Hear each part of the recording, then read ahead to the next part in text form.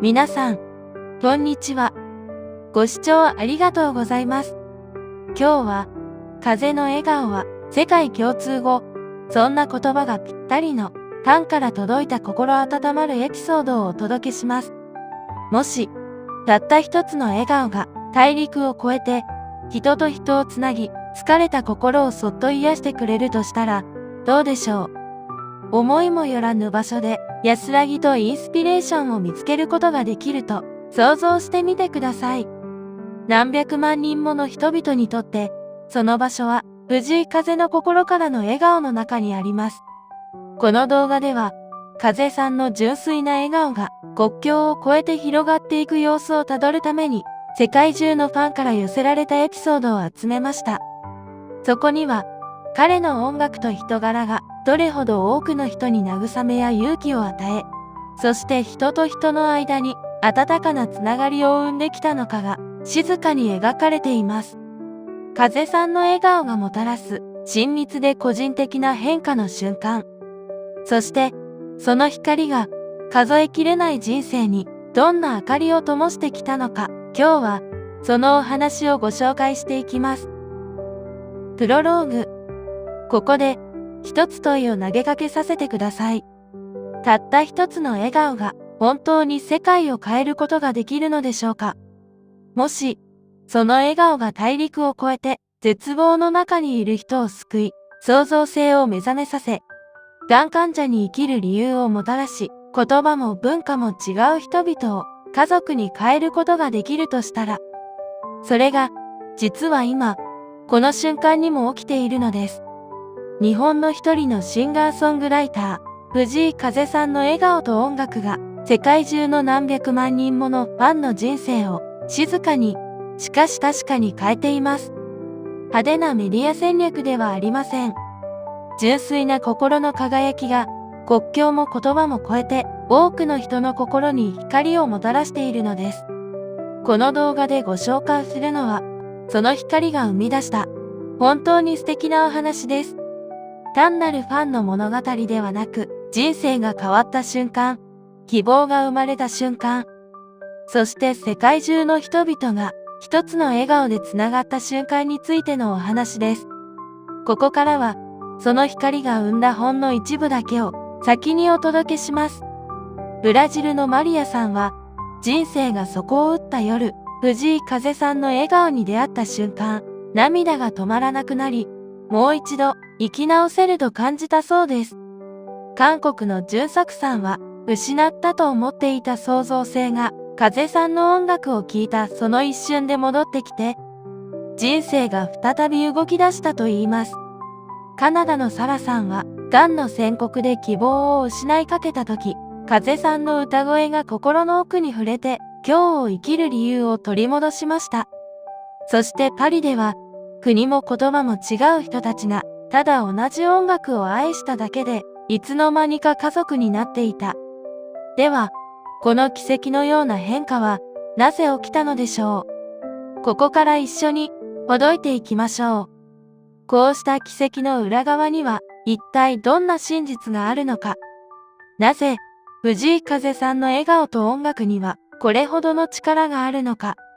これから少しずつ明かされていきます。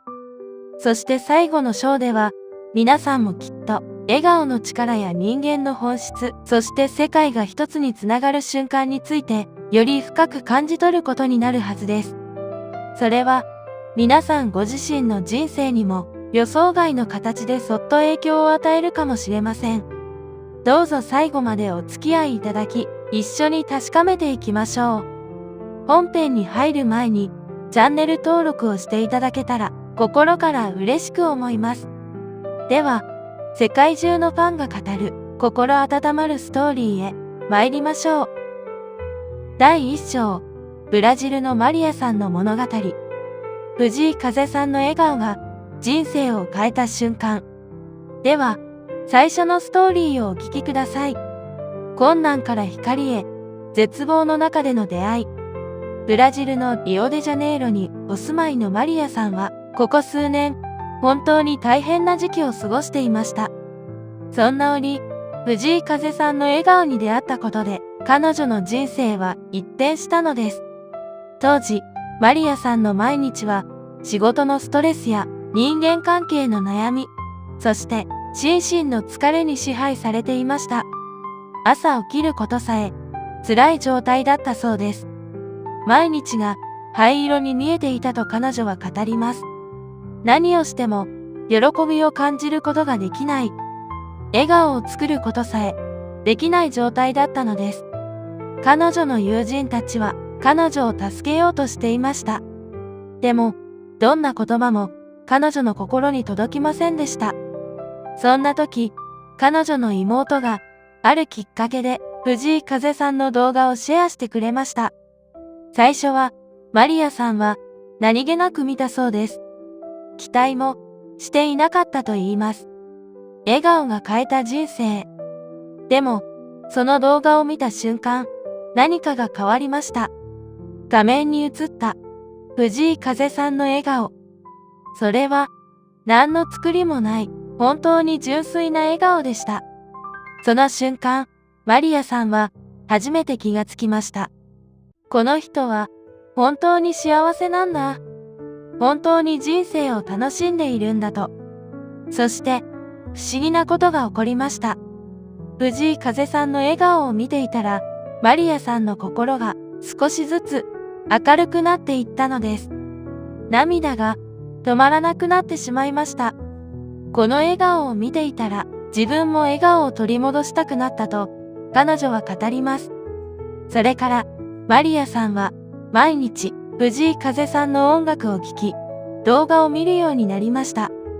最初は、ただ、その笑顔を見たいがためです。でも、そのうちに、彼女は気がつきました。彼女の心が変わってきたことに。音楽の美しさが耳に届くようになった。人間らしさが心に感じられるようになった。そして、少しずつ彼女自身も笑顔を取り戻し始めたのです。人生の再スタート。その後、マリアさんは新しい仕事を見つけることができました。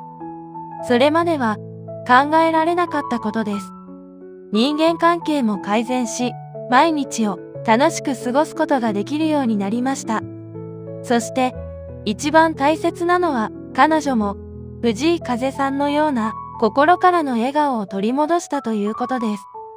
今、マリアさんは彼女の友人たちに藤井風さんの音楽を勧めていると言います。藤井風さんの笑顔と音楽がなかったら、今の私はいなかった。そう語るマリアさんの言葉が、すべてを物語っていました。第2章、笑顔の科学。なぜ、風さんの笑顔は世界中の人々に届くのか。さて、ここで皆さんに質問があります。一体、なぜ、藤井風さんの笑顔はこんなにも多くの人の人生を変えることができるのでしょうか。これからお話しする内容は、その謎を解き明かしていくものです。さらに深い、人生を変えるようなストーリーは、この後第3章でお届けしますが、その前に、笑顔の力についての科学的な背景を一緒に見ていきたいと思います。藤井風効果の心理学的背景。心理学の研究によると、心からの笑顔には驚くべき力があります。それは、デュシャンヌの笑いと呼ばれるもので、目の周りの筋肉と口の周りの筋肉が同時に動く本物の笑顔を指しています。この笑顔を見ると、脳の中でオキシトシンという、いわゆる愛情ホルモンが分泌されます。このホルモンは、人を信頼させたり、他者への共感を深めたり、心をリラックスさせたりする効果があります。藤井風さんの笑顔は、まさに、このデュシャンヌの笑いの典型です。決して計算されたものではなく、心からの喜びや感謝の気持ちが現れた笑顔です。だから、それを見た人は、知らず知らずのうちに愛情ホルモンが引き出されてしまうのですね。一貫性の力。さらに、藤井風さんの笑顔が持つもう一つの力は、一貫性です。彼は、テレビでも、インターネットでも、ライブでも、いつも同じような純粋な笑顔を見せています。そこに何の違いもありません。人間は本能的にそうした一貫性を感じ取ります。そしてそれを見ると安心感を覚えます。この人は本当だ。嘘をついていない。自分たちを大切にしてくれているという感覚が心の奥底に生まれるのです。普遍的な感情とのつながり。ここでもう一つ大切な視点があります。藤井風さんの笑顔と音楽がなぜ人類全体に響くのかという問題についてです。それは彼が人間にとって最も本質的な感情に触れているからです。例えば孤独感。誰もがどこかで感じたことがある感情です。愛する人を失った悲しみ。これも多くの人が経験しています。そしてその悲しみの中でも希望を見出したいという人間の本能的な願い。藤井風さんの音楽と笑顔はそうした普遍的な感情に直接語りかけます。彼の音楽を聴くと人々は自分だけじゃない。他の人も同じような感情を持っているんだ。そしてその感情を乗り越えることができるんだという感覚を得ます。それは言葉による説教ではなく感情による共鳴です。だから文化の壁も言葉の壁も関係なく多くの人々の心に届くのです。第3章、韓国の純作さんの物語。藤井風さんの音楽が失った才能を呼び覚ます。では、次のストーリーをお聞きください。停止していた創造性の目覚め。韓国のソウルにお住まいの純作さんは音楽プロデューサーを目指していました。でも、何年も自分の創造性が停止していると感じていたのです。毎日仕事として音楽を作ってはいました。でも、それはテンプレート的な音楽だったのです。何度も繰り返されたパターンの中で創作活動をしているだけ、心からの表現ができていないと感じていました。彼は同業者の中で才能がないと評価されていたこともあったといいます。それは彼の心に深い傷を残していました。自分は本当に創造的な人間ではないのかもしれない。音楽の才能なんてもともと持っていないのかもしれない。そう、彼は思い始めていました。そんな時、偶然、藤井風さんの音楽に出会いました。最初は本当に偶然です。インターネットでなんとなく検索して見つけたのだと言います。彼が藤井風さんの音楽を聴いた時、何か電撃のような衝撃を感じたと言います。これだ。これが本当の音楽だと心の底から感じました。藤井風さんの音楽には何の飾りもありません。ただ、心からの感情がシンプルな音で表現されているだけです。余計なものは一切ありません。ただ、本物の感情と本物の音だけがそこに存在しているのです。その潔さと真摯さが純足さんの心に火をつけました。こういう音楽を作りたい。自分の本当の感情をシンプルに表現する。それが本当の音楽なんだと。その後、純足さんは藤井風さんのアプローチを自分なりに学びました。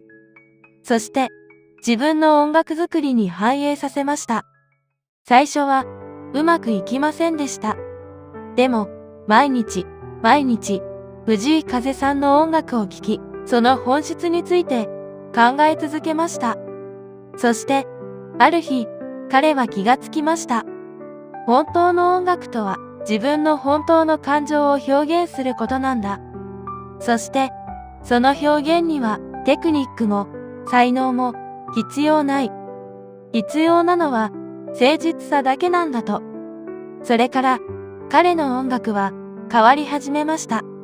今では、彼は自分の本当の創造性を表現できる音楽プロデューサーになることができたといいます。彼が作った音楽は、韓国国内だけでなく、世界中で聴かれるようになりました。彼のファンたちは、彼の音楽について、こう語ります。彼の音楽には、何か、本当の感動がある。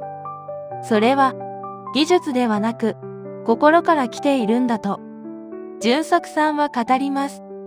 藤井風さんの笑顔と音楽が、私に本当の創造性とは何かを教えてくれました。そして、それは世界中の人々とつながる可能性を秘めていることも教えてくれたのですと。第4章、音楽以上のもの。希望と回復力。カナダのサラさんの物語。藤井風さんの歌声が絶望のがん患者を救った奇跡。さて、ここで皆さんにもう一つの質問があります。音楽が実際に人の人生を救うことができるのでしょうか？人の病気を癒すことができるのでしょうか？これは科学的には実証されていることです。音楽療法という医学的な分野もあります。そして、これからお話しするカナダのサラさんの話は、その音楽の力の最も深い形を示しています。回復力のストーリー。カナダのトロントにお住まいのサラさんは、がん患者です。診断を受けたとき、彼女の人生は真っ暗になってしまったといいます。治療の過程で、体の痛みだけでなく、心の痛みも経験しました。医学的には、予後が望めない可能性も高いと言われていたといいます。自分は、もう人生を楽しむことはできないんじゃないかという絶望的な思いまで持つようになったのです。彼女はその時期のことをこう語ります。世界が真っ暗だった。希望というものが何であるかわからなくなっていましたと。そんな時、彼女の友人が藤井風さんの音楽を勧めてくれました。最初はどうでもいいと思っていたサラさんでしたが、治療で苦しい時間を過ごす中で、その音楽を聴くようになりました。そして、彼女は気がつきました。藤井風さんの歌声には、何か深い回復力があるんだということに。彼の歌詞は、希望を語っていません。むしろ、人間の悲しみや苦しみについて、誠実に向き合っています。でも、その向き合い方の中に、それでも生きていく価値があるというメッセージがこっそり隠されているのです。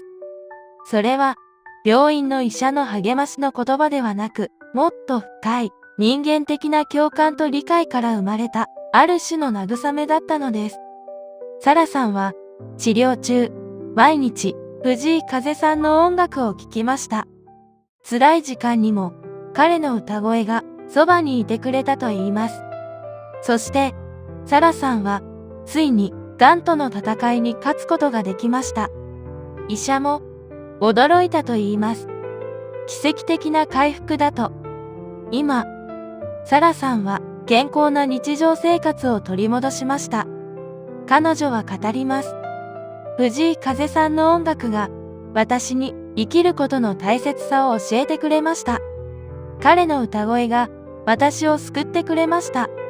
彼の笑顔を見ると、私もまた笑顔になることができるのですと。現在、サラさんは他のがん患者の方々に藤井風さんの音楽を勧める活動をしています。多くの患者がその音楽によって回復への道を歩み始めているといいます。彼女は藤井風さんに手紙を書いたそうです。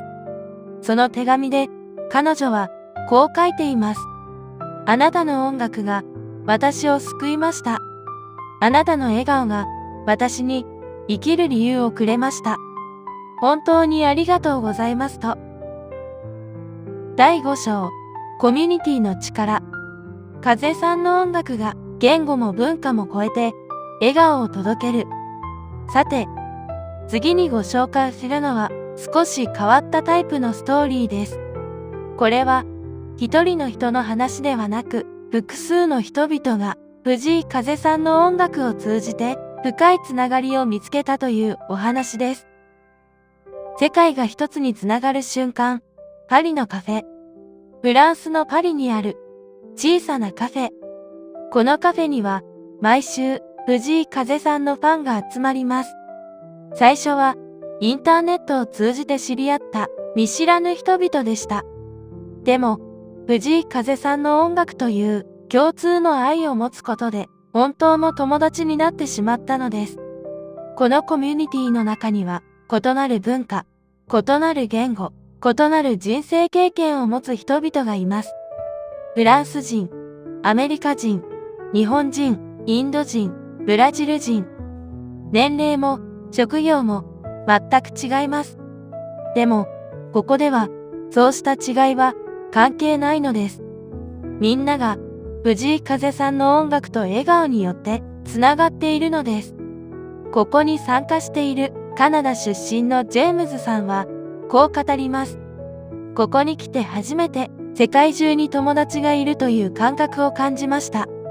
そしてそのつながりは藤井風さんの笑顔によってもたらされたのですと。フランス人のマリー・クレールさんはこのコミュニティの中で人生で初めて本当の友情を感じたと言います。言葉も文化も違うのになぜか分かり合えます。それは藤井風さんの音楽がそうさせるんだと思いますと。日本人の山田さんはこのコミュニティに参加して初めて日本文化を世界にどう伝えるかについて考えるようになったと言います。藤井風さんの音楽を聴いている外国人たちを見ていたら日本の素晴らしさを言葉ではなく心で伝えることができるんだと気がつきましたと。このコミュニティはパリだけではなくオンラインでも活動しており、毎日数百人のファンが藤井風さんの音楽について語り合っています。ロンドン、ベルリン、アムステルダム、マドリード、ニューヨーク、ロサンゼルス、シドニー、バンコク、シンガポール、東京。世界中にこうしたコミュニティが存在しています。そこには言葉の壁も文化の違いもありません。ただ人間同士の温かいつながりがあるだけです。一人の参加者はこう語ります。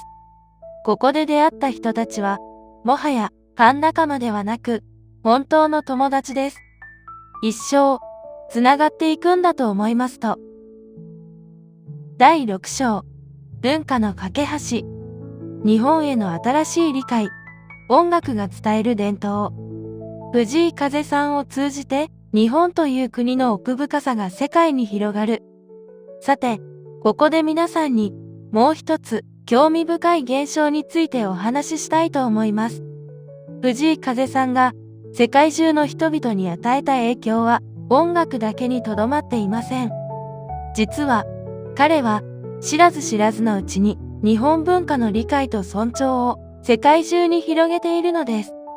この後第7章では人生を劇的に変えるようなストーリーが続きますが、その前に藤井風さんが世界にもたらした文化的な影響について見ていきたいと思います。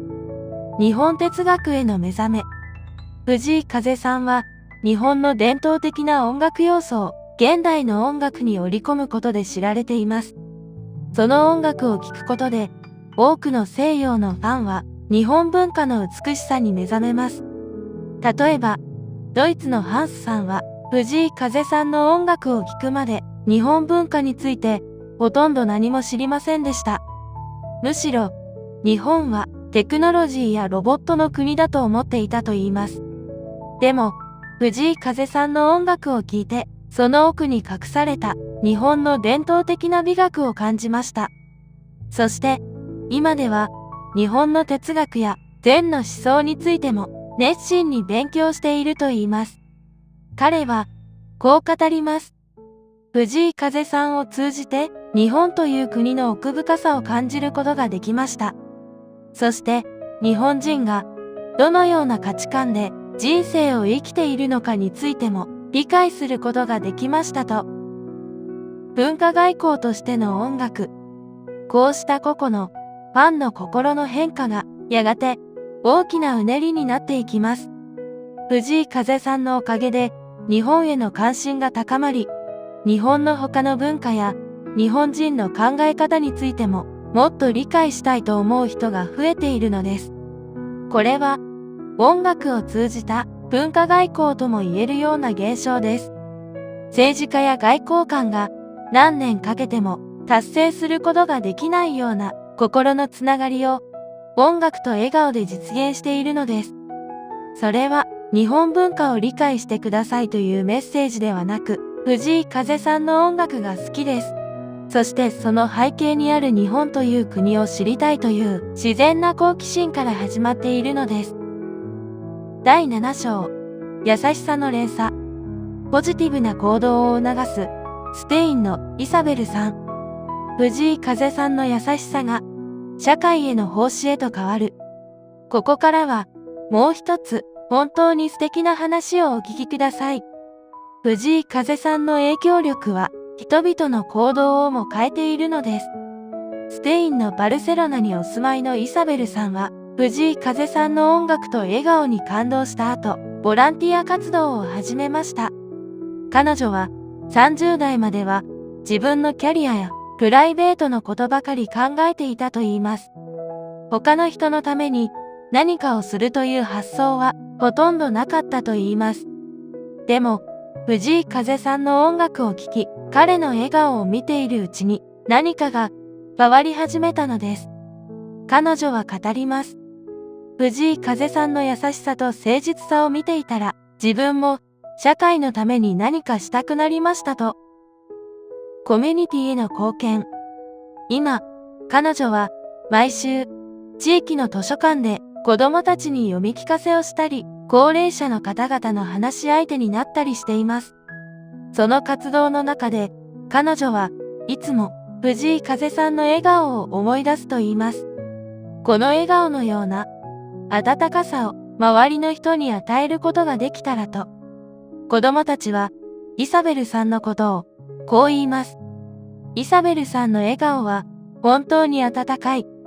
話を聞いてくれるとき、自分たちのことを本当に大切に思ってくれてるんだって感じますと。高齢者の方々もイサベルさんとの時間を本当に大切にしていると言います。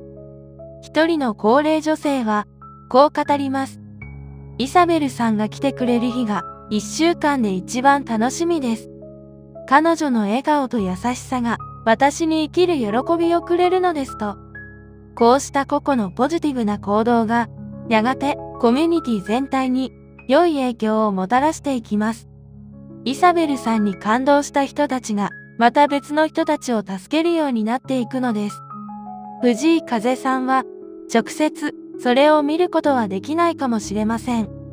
でも彼の笑顔と音楽は世界中の人々の心に優しさの種をまいているのです。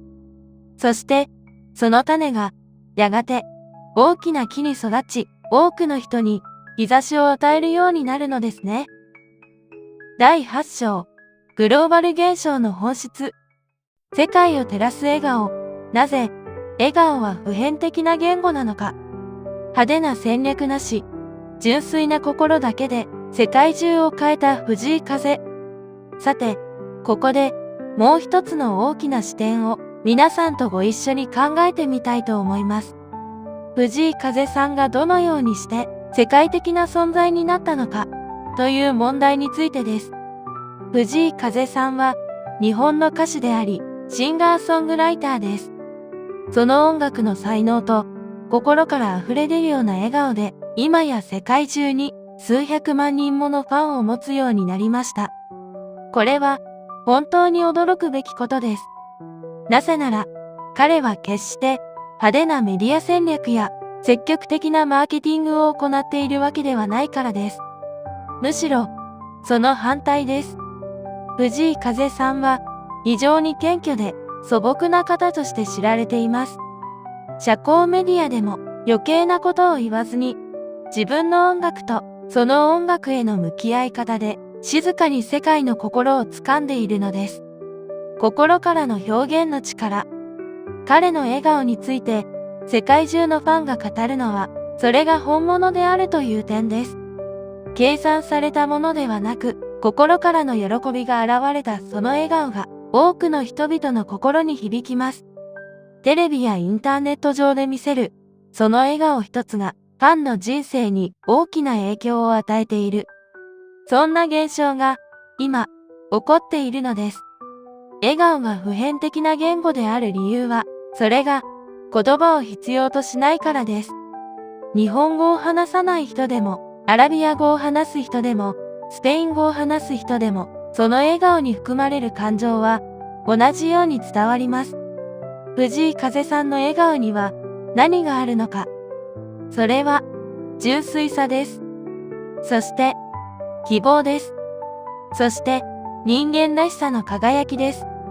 彼の笑顔を見るとき、世界中の人々はその奥に誰もが持っているはずの本来の優しさや温かさを感じます。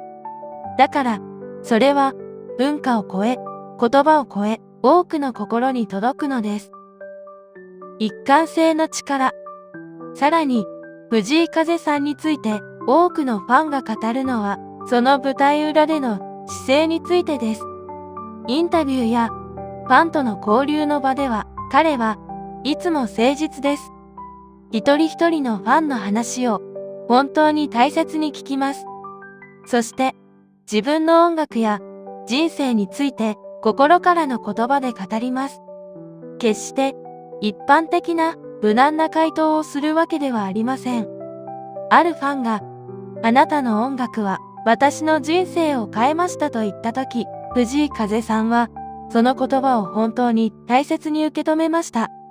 そして、そう言ってくれると、僕もまた頑張ろうと思えますと、心からお礼を言いました。そうした一つ一つの誠実な交流がファンとの間に本当の信頼関係を築いていきます。それが彼の笑顔の力をさらに強くしているのですね。第9章、希望の光。最後の感動ストーリー。イギリスのエミリアさん。人生の目的を失った女性を藤井風さんが導く。さて、最後にもう一つ本当に素敵なストーリーをご紹介したいと思います。イギリスのロンドンにお住まいのエミリアさんは長年自分の人生に目的を見出すことができていませんでした。学校を卒業後、なんとなく仕事をして、なんとなく生活をしていた。そんな日々が何十年も続いていたと言います。私は何のために生きているのか、何か大切な目的があるのか、そうした疑問が彼女の心を支配していました。そんな時、彼女は藤井風さんの音楽に出会いました。最初は何気なく聴いたラジオからの曲だったと言います。でも、その音楽を聴いた瞬間、彼女は気がつきました。あ、これは人生についての歌だ。人間らしさについての歌だと。藤井風さんの歌詞は決して誰もが知っているような普遍的なテーマについて当たり障りなく歌っているわけではありません。むしろ個人的な経験や内面的な悩みについて非常に正直に向き合っています。それを聞いていたらエミリアさんは思い始めました。自分も自分の人生に正直に向き合うべきなんじゃないか。自分の本当の思い、本当の夢について考えるべきなんじゃないかと。その後、エミリアさんは自分の人生について深く考え始めました。藤井風さんの音楽を聴き、彼のインタビューを見たり、彼についての記事を読んだり、そうした過程で彼女は次第に自分の本当の思いに気がついていったのです。自分は何がしたいのか、自分はどんな人間になりたいのか、自分は何を大切にしたいのか、その問いに真摯に向き合った結果、彼女は心理カウンセラーになることを決めました。それまで彼女はそのような職業があることさえ真剣に考えたことがなかったと言います。でも、藤井風さんの音楽と彼のファンたちが示す深い人間関係の大切さを感じることで、自分も他の人の心と向き合い、助けになれる人間になりたいと思うようになったのです。今、エミリアさんは心理カウンセラーとしての資格を取得し、人々の悩みや人生相談に応じています。彼女は語ります。藤井風さんの音楽と笑顔が私に自分の人生の目的を見つけさせてくれました。今、私は本当に充実した人生を送ることができていますと、彼女のクライアントたちは彼女の優しさと深い理解についてこう語ります。エミリアさんは本当に自分たちの話を聞いてくれます。そして、その姿勢の中に何か深い人間的な温かさを感じます、と。最終章、第10章、人間らしさへの帰還。世界が一つになる瞬間、現代社会への問い。現代の世界は本当に複雑になっています。テクノロジーは私たちの生活を便利にしてくれますが、同時に人間同士のつながりを時に失わせてしまいます。政治や経済や多くの複雑な問題が私たちの心を疲れさせています。SNS では誹謗中傷が飛び交い、人々はますます孤立し始めています。そんな中で、藤井風さんの笑顔は何か本質的なものを私たちに思い出させます。それは人間らしさとは何かということです。人間の本質への回帰。人間は本来優しい生き物です。本来誰かを大切にしたいと思う生き物です。本来つながりを求める生き物です。藤井風さんの笑顔と音楽はそうした人間の本質的な部分に直接語りかけます。だから、それは言葉の壁も文化の壁も乗り越えてしまうのです。世界中の何百万人ものファンが彼の笑顔と音楽によってつながっています。それは政治も経済も国籍も関係ない。ただ人間同士の本当のつながりがそこに存在しているのです。グローバルコミュニティの力。藤井風さんのファンコミュニティは今や単なるファングループではなく本当の家族になってしまっています。国籍も言語も文化も全く異なる人々が彼の笑顔と音楽を通じて深くつながっています。そしてそのつながりは強いのです。本当に強いのです。オンラインでもオフラインでもこのコミュニティは成長し続けています。毎日新しいメンバーが加わり、新しいストーリーが生まれています。そしてその中心にはいつも藤井風さんの純粋な笑顔があるのです。エピローグ、心からのメッセージが世界を変える。最後に本当に大切なメッセージをお伝えしたいと思います。藤井風さんはこう言っています。楽しむ余裕がなかったら、その中でできることを探して、一緒にこのわけのわからん時代を乗り切っていきましょう。わけのわからん時代。今、この世界には本当に多くの課題があります。紛争、貧困、病気、孤独。そうした課題に直面している人々も本当に多くいます。でも、その一方で、藤井風さんのような本当に優しい心を持った人もこの世界にはいます。そして、そうした人の笑顔と音楽が多くの人の心に笑顔をもたらしているのです。これは本当に素敵なことです。人間にはこんな力があるのです。自分の心を正直に表現する力。そしてその表現が世界を変える力です。皆さんもその力を持っています。ぜひ藤井風さんのように純粋な心で自分の人生を、そして周りの人の人生を大切にしていただきたいのです。その時、皆さんの顔にもきっと素敵な笑顔が浮かぶことでしょう。そして、その笑顔が世界を少しずつ暖かく照らしていくのです。藤井風さんの笑顔は世界共通語です。そして皆さんの笑顔も世界共通語です。ですから、どうぞ、いつも心からの笑顔を大切にしてください。一人一人の小さな笑顔が、やがて世界中に広がり、この世界を本当に温かく、本当に優しい場所に変えていきます。藤井風さんの音楽と笑顔が示してくれるのは、その可能性についてなのでしょう。終わりに、皆さん、ここまでこの動画をご覧いただき、本当にありがとうございました。今、皆さんの心の中には様々な感情が渦巻いているのではないでしょうか。感動、希望、温かさ、そして自分も何かしたいという思い。ここで皆さんにお願いがあります。もし皆さんがこの動画をご覧になって少しでも藤井風さんの音楽や笑顔について感じるところがあったなら、ぜひコメント欄で皆さんのストーリーを教えていただきたいのです。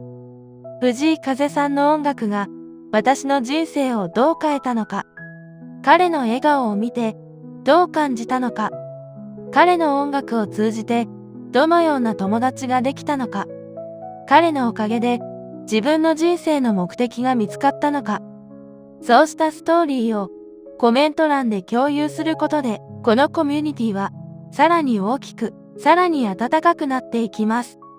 そして、他のファンの人々も皆さんのストーリーを読むことで、さらに勇気づけられます。